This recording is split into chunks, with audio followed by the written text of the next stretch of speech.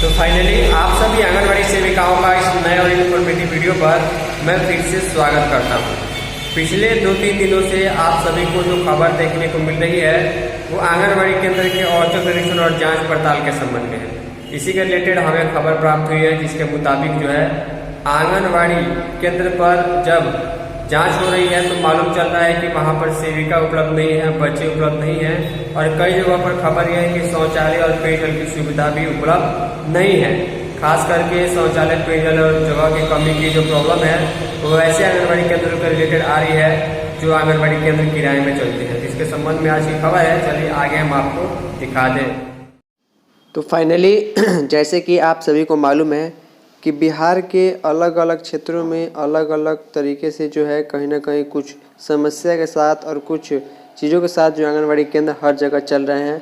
हर जगह लाभुकों को जो है लाभ दिया जा रहा है और उसका प्रयास किया जा रहा है कि 100% इसका लाभ सीधे लाभुक को मिले।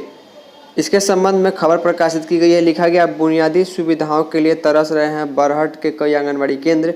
कहीं शौचालय तो कहीं सेविका नहीं है और कहीं निजी भवन में ही केंद्र चल रहा है। यहाँ पर आपको फोटो दिखाई दे रहा है कि किस प्रकार बरामदे में बैठकर जो आंगनबाड़ी केंद्र के बच्चे पढ़ाई कर रहे हैं। आखिर ऐसी स्थिति क्यों आ रही है कि बच्चों को बरामदे में पढ़ना पड़ रहा है और किस प्रकार का लाभ नहीं मिल पा रहा है, उसके बारे में हम आपको टोटल खबर बताएंगे। लिखा गया, प्रखंड में बच्चों के पोषण और शिक्षा की रीढ़ माने जाने वाली आंगनबाड़ी व्यवस्था आज बदहाली के पायदान पर खड़ी है। 1 से 6 वर्ष तक के बच्चों को पोषण व प्रारंभिक शिक्षा से जोड़ने के लिए स्वीकृत 106 आंगनबाड़ी केंद्र कागजों पर संचालित तो हैं, लेकिन जमीनी हकीकत चिंताजनक तस्वीर पेश कर रही है। आधा दर्जन से अधिक केंद्रों पर सेविकाओं के रिटायर हो जाने के बाद अब तक बहाली नहीं हो सकी है।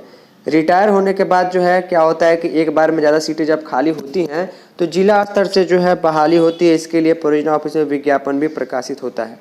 लिखा गया, इस कारण पड़ोसी केंद्र की सेविकाओं को अतिरिक्त प्रभार देकर किसी तरह केंद्र का संचालन कराया जा रहा है। सबसे बड़ी विडंबना यह है कि 47 से अधिक आंगनबाड़ी केंद्र के पास अपना सरकारी भवन ही नहीं है। ऐसे केंद्र निजी भवनों में संचालित हो रहे हैं जहां पर शौचालय, शुद्ध पेयजल, पोषाहार, मतदान, भोजन योजना का मेनू चार्ट, पेंटिंग उपलब्ध नहीं है। परिणाम स्वरूप बच्चों को न तो पोषण संबंधित सही जानकारी मिल पा रही है और न ही निर्धारित मात्रा में पोषाहार मिल पा रहा है। कई केंद्र पर बच्चों को पानी पीने के लिए घर जाना पड़ता है या फिर दूषित पानी से जो है प्यास बुझानी पड़ती है, यानी बच्चों को समस्या है। लिखा गया है कि सिर्फ 10 केंद्रों पर शौचालय व पानी की जो है व्यवस्था हुई है। नाम नहीं छापने के साथ परिवहन कर्मी बताते हैं कि कई बार बैठकों में पहुंच शौचालय और पेयजल की सुविधा की मांग उठाने की विशेष रूप से व्यवस्था के लिए मांग उठाई गई थी, लेकिन एक भी नए केंद्र पर सुविधा उपलब्ध नहीं कराई गई है। हकीकत में महज 8 से 10 केंद्रों पर ही शौचालय व पानी की व्यवस्था है। निजी भवनों में सेविकाओं की मनमानी होती है। खबर ये लिखी गई है कि निजी भवनों में जो केंद्र चलते हैं वहाँ पर सेविकाओं को अधिक मनमानी देखने को मिलती है। ताज़ा मामला आंगनबाड़ी केंद्र संख्या 50 का है, जहाँ सेविका अपने घर के बरामदे में केंद्र चला रही है और संचालन में FRS नहीं होने पर विभाग ने बीते माह पोषाहार का आवंटन भी रोक दिया। देखिए, आप सभी को मैंने बताया था कि FRS आप 100% कर लीजिए, चाहे 10 लाभार्थी हो या 50 लाभार्थी हो, ताकि अगले महीने का जो THR उन लाभार्थियों के लिए नहीं रुके। लिखा गया है कि कई केंद्र अतिरिक्त प्रभार से चल रहे हैं। अतिरिक्त प्रभार का मतलब ये है कि सेविका उपलब्ध नहीं है या सेविका रिटायर हो गई है या सेविका जो है उनकी मृत्यु हो गई है, तो इसके चलते जो है नज़दीक के केंद्र की सेविका के साथ मिलकर यानी कि आंगनबाड़ी केंद्र टैग करके जो है चलाया जाता है।